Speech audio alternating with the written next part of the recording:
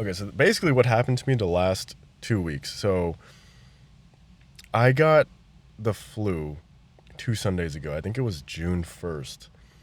I got the flu. I literally just woke up with the flu and it was bad. Like I couldn't get up. I couldn't get up off the couch. I was like barely watching TV, could barely cook myself food. Really bad. The next day, I rebounded to like an okay level. I was fine. Not fine, but I was struggling. Good enough to where I could just barely go to my work meetings and like try to keep up with work. So that was the whole week of just like kind of, slow recovery, but like barely functional.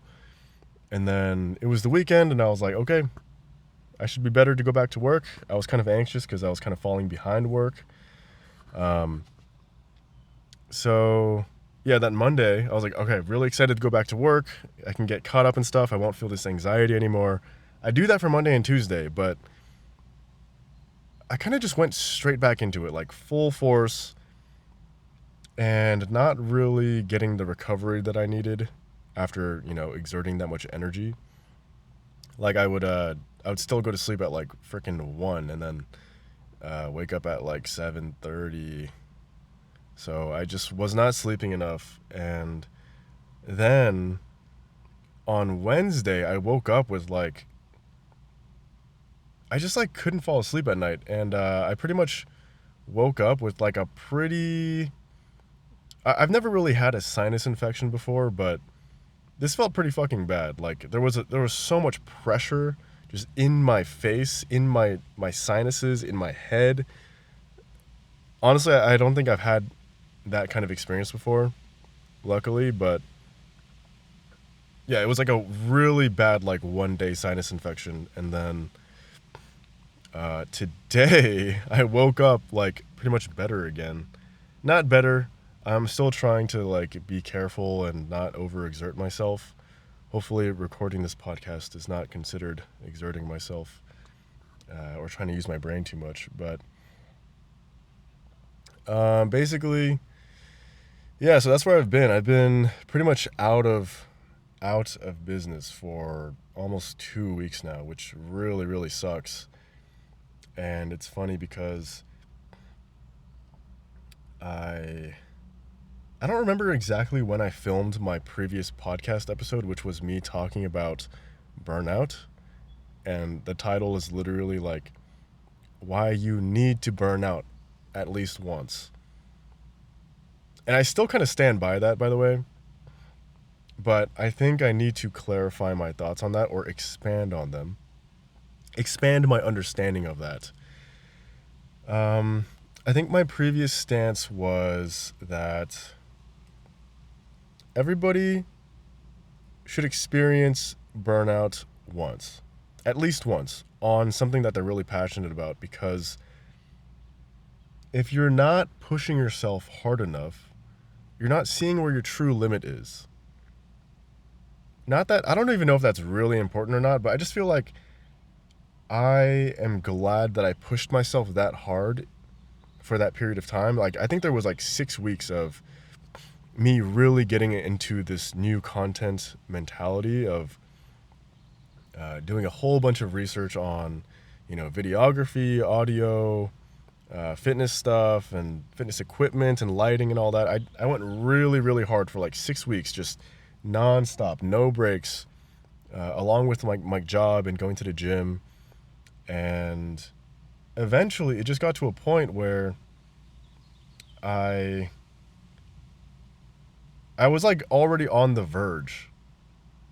And the thing that tripped me up is I went out to drink one night at a mini rave. I got like it was like my one time to drink, so I went really hard. I was like really drunk, and that obviously destroyed my immune system. But I was fine. Once again, I survived. I was good. But then the second tipping point was I had a really early meeting during the week, like 7 a.m. So I had to wake up at like 6 or 6:30 or something. And that one night of really bad sleep just destroyed me. I could tell the next day my brain was fried, And then I decided to go to the gym after work that day because I knew if I stayed home, I would just like fall asleep or something. So I went to the gym and then I hit my friend's vape. And then, like, from that, I think it was that. It was like so many little things adding up and then all at the same time. And it kind of just destroyed me. So I think it was bound to happen. So going back to the burnout thing, why I think it's required early on, like, I think you really do got to test your limits. And I've done this to myself plenty of times, especially when I was younger. And that's kind of like where my new thought process on this is of you should absolutely push yourself to your maximum limit when you're young. Like, when I think back to what I used to do when I started my second business in college, as a sophomore, it's kind of hard to remember exactly how hard I was working. It's almost like it's like one of those things where you can't recall the exact feeling until you feel it again, like kind of like being high or being drunk. Like, you kind of remember what it's like, but you don't actually remember the exact feeling until you're drunk again or high again. And this feeling, it's like I just have a memory of a memory at this point of how hard I was working as a sophomore in college. Like, it's really hard for me to believe that there was anybody else on campus that was working harder than me. I would wake up at like 6. Maybe, okay, maybe there were people working harder than me, but I would wake up at like 6 or like, and then work for a couple hours before class and then go to class all day and then homework and I'd also be working on the business like during class and after class all the way. I would stay up till like 1 or 2 just working every single day for many days. And there's definitely been multiple periods like that in my life. And I remember it got to a point where, and that was just like one representation of a schedule. There was a few different ones, but basically I got to a point where like I was like falling asleep at my desk, like trying to work, and I was like, I need to freaking rest and recover. So I know I left it all on the field. I know I went as hard as I possibly could. And I remember the memory of how hard I pushed myself. And there's no doubt in my mind I could have worked harder. I could have worked smarter for sure, but I know I did I put in my maximum effort. And the bad thing about that, keep in mind I have a pretty like obsessive nature about things. So the bad part about that is I kept doing that as I got older, thinking that I could sustain that level of effort. Like, this whole content thing is kind of like my ninth iteration of a business, which I'm hoping could potentially lead to something that would lead to financial success. And oh yeah, so basically I've just been kind of like not abusing, but taking advantage of the fact that I was young, taking for granted the fact that I was young and I had a ton of energy, and combine that with my obsessive nature, and I would just go on these like year-long or sometimes 2-year-long streaks of just working on some business idea or some iteration of something and just burning myself to the ground, basically. Sometimes on things that didn't have potential to take me where I wanted to go, which, again, I'm not too remorseful about. I don't regret it, because, at the time I really wanted to do those things. But looking back at it now, it's like I kind of wish I did things a little bit smarter. I didn't gamble at all. I didn't go all in on something before kind of like validating the idea first and doing smaller tests and having a little bit more patience around those types of things. Which is why I feel like content now is a really good fit for my lifestyle because it's something that kind of grows over time. It's really just a manifestation of compound interest. Like as long as you keep going, you keep building your portfolio of content. If you keep improving, like I think eventually you kind of hit a curve where things start to accelerate. I'm not there yet, but that's kind of my hope and the way that I see things in content. So basically, when I was young, this is like starting at like probably 19 or 20 years old. I just not coasted.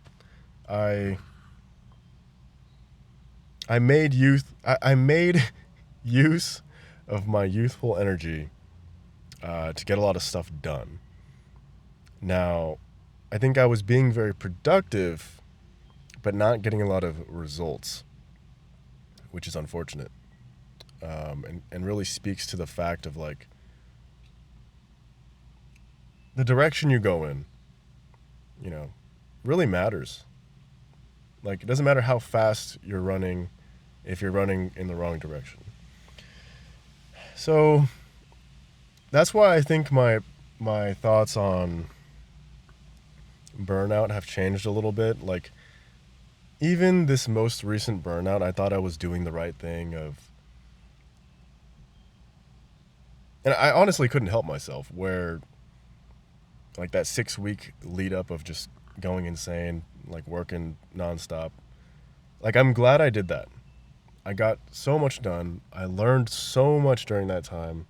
I dialed in my equipment, my video equipment and audio and stuff, my processes, dialed a whole lot of stuff in. I just took it too far. And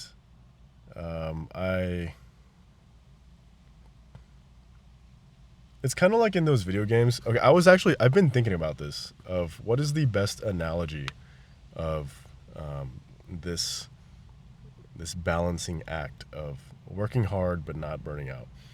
And if you ever played, I'm a big Zelda fan.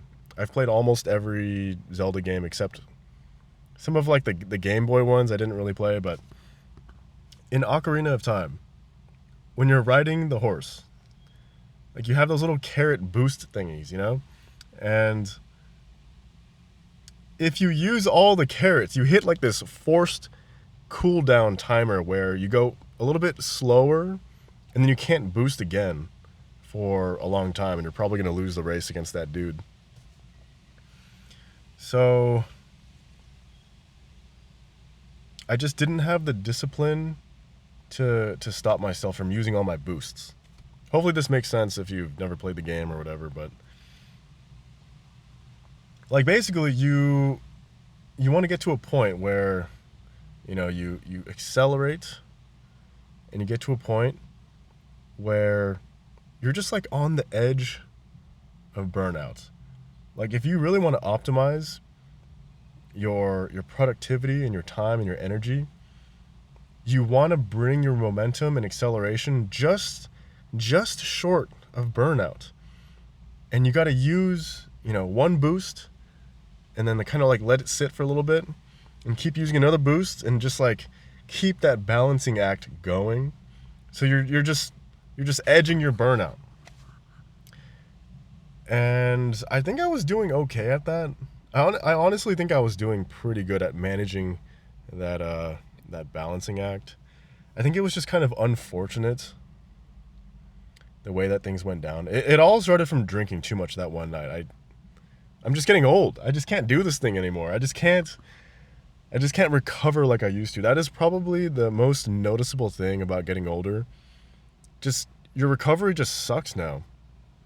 It just takes so much longer to recover from workouts. Like I can't go as hard because I already know I'm on like I don't have enough discipline right now to go to sleep as early as I would need to have optimal recovery. My job is somewhat demanding. So it's just like the whole recovery thing is just so annoying when you get old. And I'm only 28, turning 29, but it's already kind of I'm already feeling it compared to when I was younger, you know?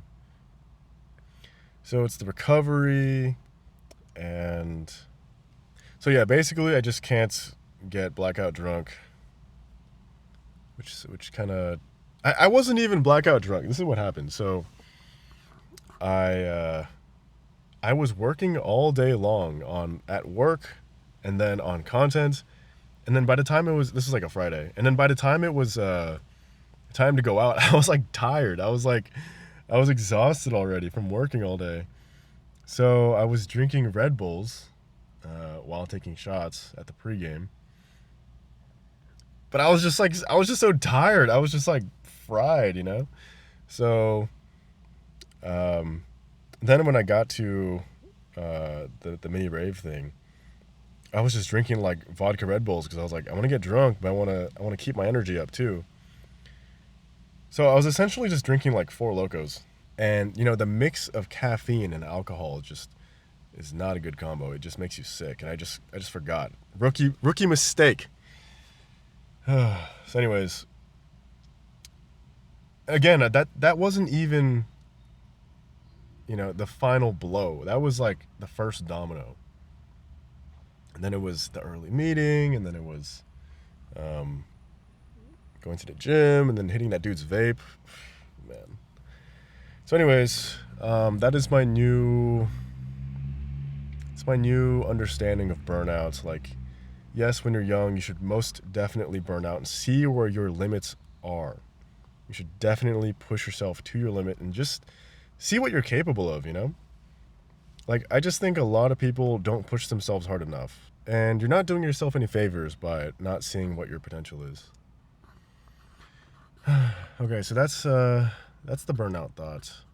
And man, I just couldn't wait to get back out here and start doing stuff again. I've just been couch locked for like 2 weeks. It was brutal. Doing nothing is brutal. It sucks.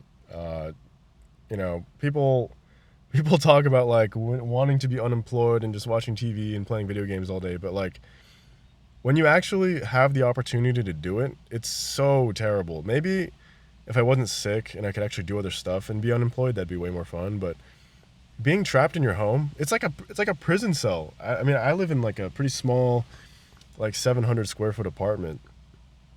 So it's just like my own little prison. Can't do anything, can't hang out, can't go to the gym, can't exercise.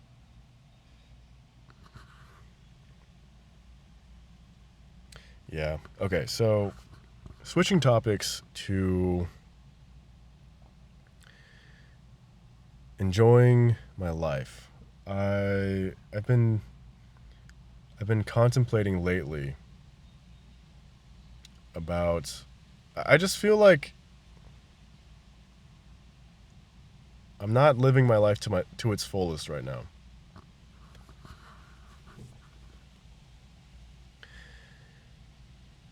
And this is something that I've been wrestling with for quite some time now. Of like, how can you truly be happy? Because you know you're on Instagram and you see people just doing stuff all the time, traveling, hanging out, you know, just doing whatever. But it's like, okay, yes, we know that Instagram is like the highlights of people's lives. But then again, it's like, okay, they're still doing they're still doing those things, and I feel like I've just, in a way, sacrificed a lot of my 20s to just working and gaining skills and trying to gain mastery over my crafts and building my career. And I've definitely invested the majority of my 20s into those things and not put as much focus into networking and building connections and friendships and relationships.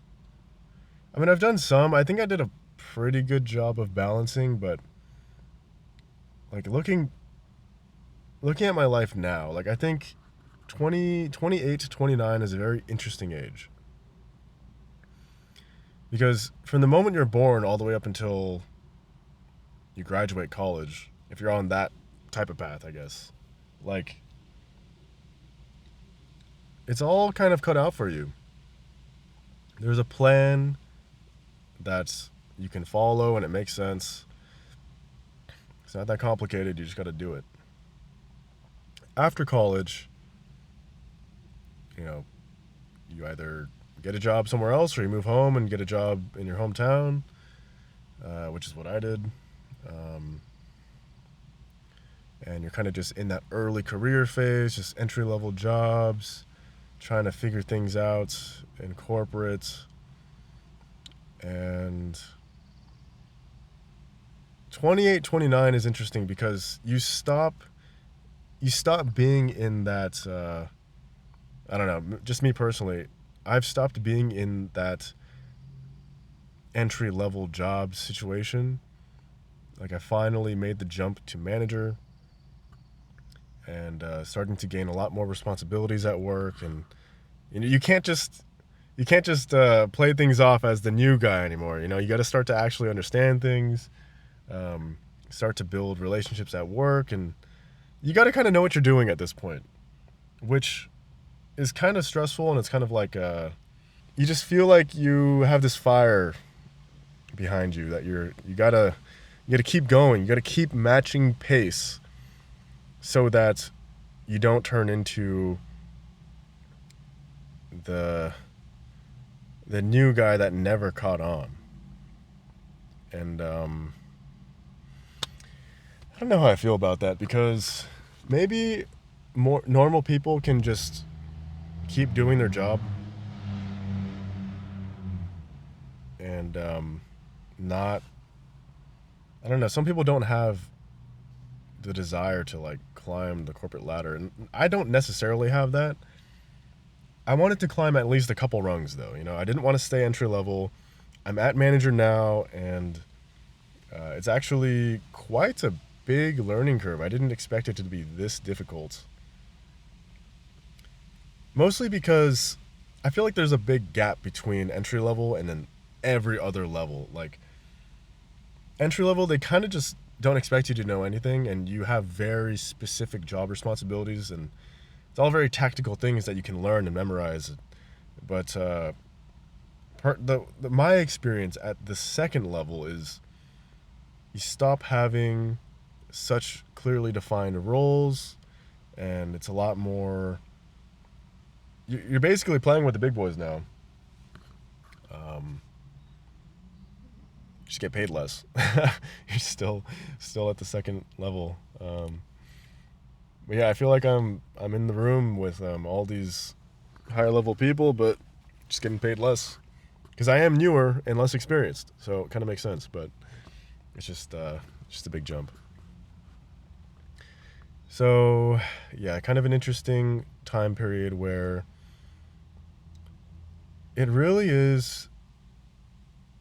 People call it like a quarter life crisis, even though the average life expectancy is like 75 years old. So really, this is like a 1/3 life crisis. Where now it's just open world. You know, you grew up, went to school, went to college, you graduated, you got your entry level job, and then now what? What are you gonna do now? What have you been doing for the last 5, 10 years? Because that's really what sets you up for your 30s.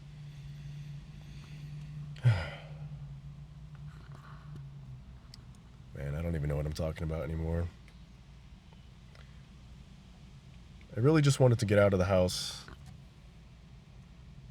All right, so the question that I was trying to answer, or the question that I've been wrestling with, is how to enjoy my life more. I think I've put so much effort and focus into trying to get rich, basically, from a young age. Like, the past 10 years, I've been just trying to figure out how to get rich, essentially. And I've done other things along the way. Uh, you know, had a lot of fun. I've been in relationships,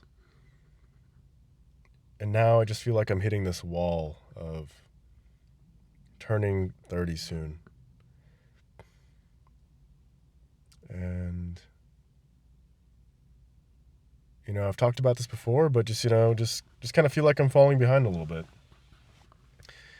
I gambled a lot on myself and on my ventures, and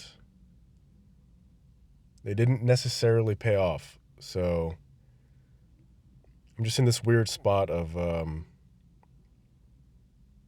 it's not necessarily a question of like how much longer do I continue this? It's just like, when is it going to end? That's the question. Let me open this windows again. And so, yeah, the question is, it's not necessarily how much longer am I going to keep doing this, because I'm going to keep doing this. It's more so just making it a little bit more sustainable, I guess. Of like, I don't have to.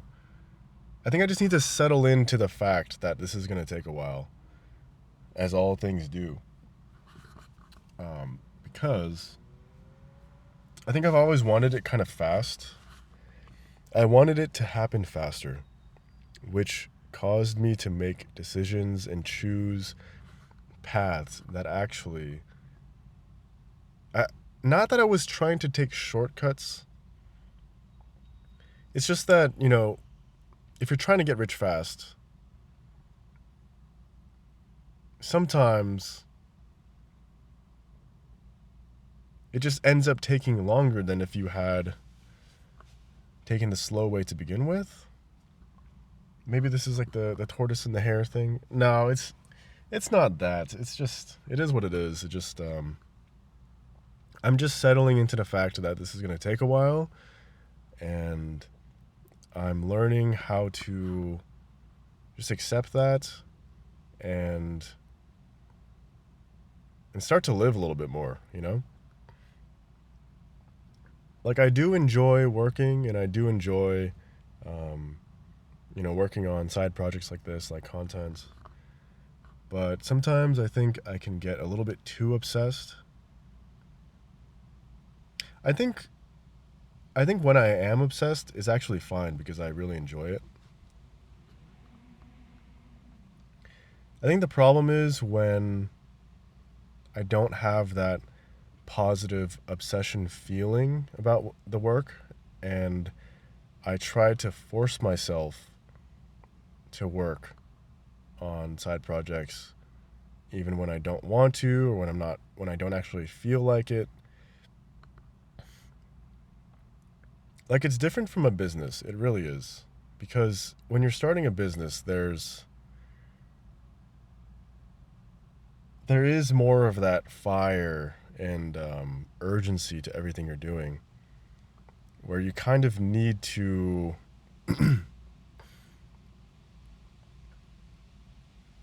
you need more of that escape velocity, or I don't know, like liftoff speed. Like, a plane has to be going so fast, or fast enough, in order to like take off. Like, I feel like that's what a business is. Like, there's a certain amount of time that you have that if you're not moving fast enough, it's just not going to work out. That's my opinion. But I think content is kind of the opposite, where it really is kind of the long game. Like, I know people can blow up fast if they either get lucky, or they just have a great content personality, or whatever, the timing. But for the rest of us, it's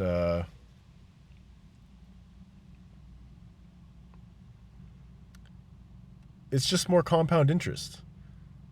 Like, if you keep going, eventually, the goal is you'll hit an acceleration at some point. Maybe not for everyone, maybe not always, but I don't know. Maybe me switching to content from business is kind of a real life manifestation of that acceptance of not wanting it in the short term, and just kind of I've kind of like forced myself to do that in a way. I just don't have the money to like start another business right now, so it's kind of forced, kind of voluntary. It's just kind of what I'm into right now. I find it interesting.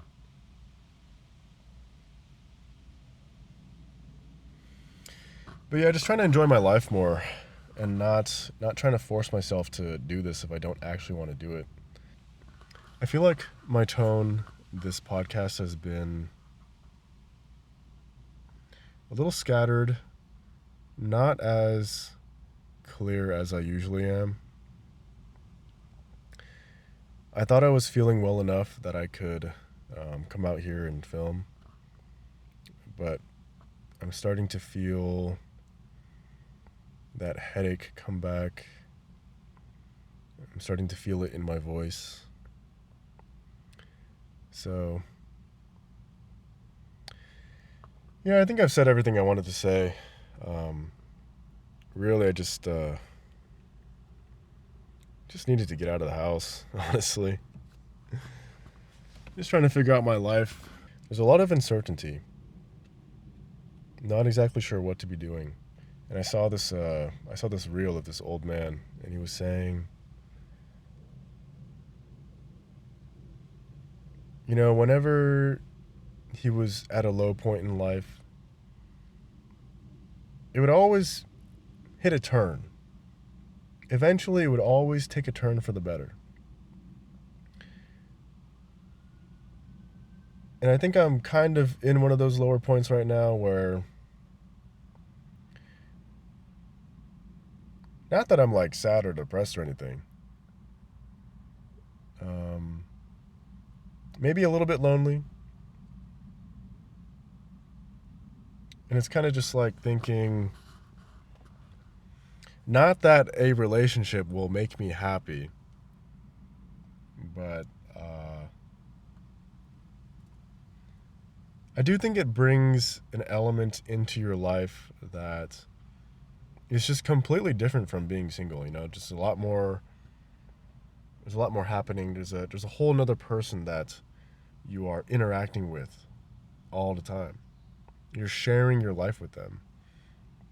I wonder if I do meet this person, if I'll still have the drive and the desire to do content as I'm doing it.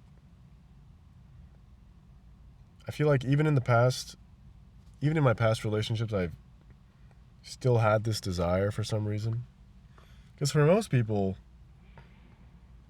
I mean, I'm not immune to this either, but I think for a lot of people, when they get into relationships, they kind of relax a little bit. And I certainly have as well at times of like, you don't go to the gym as much because you're not like, who are you trying to impress, or you're not trying to keep your fashion on point or not eating as healthy, all these things. Like, of course, like if you're in a relationship and you're not, trying to attract a new partner, then you're not going to feel the need to like try as hard on all of those things. Although if you were really disciplined, you probably could. And that's kind of like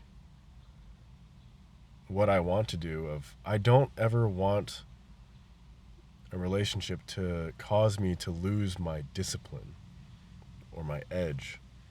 Like I feel like a lot of people do kind of let go.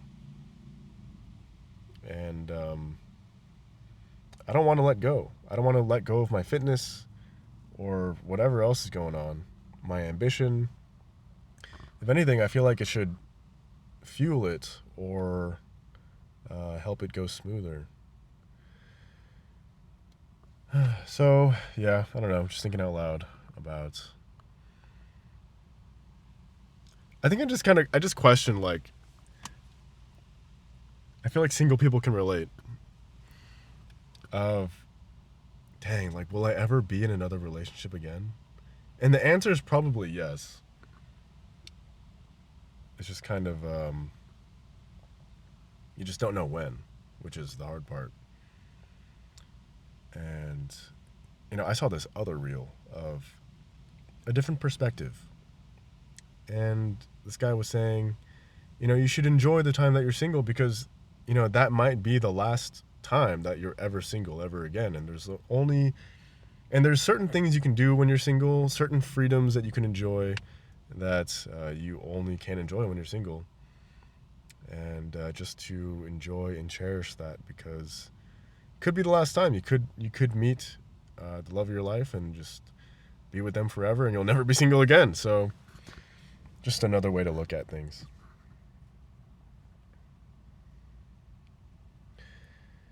But yeah, thanks for listening.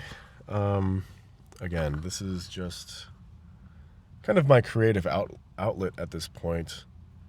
I'm really not going to try to optimize this for the algorithm. I know my tone has been a little stressed, maybe a little anxious. I'm definitely not in my normal flow of thinking. My fluid intelligence is definitely down right now, and I can even hear my voice getting more hoarse and raspy as we speak. So I think I'll just end it here. We'll see how much I edit out, but see you next time.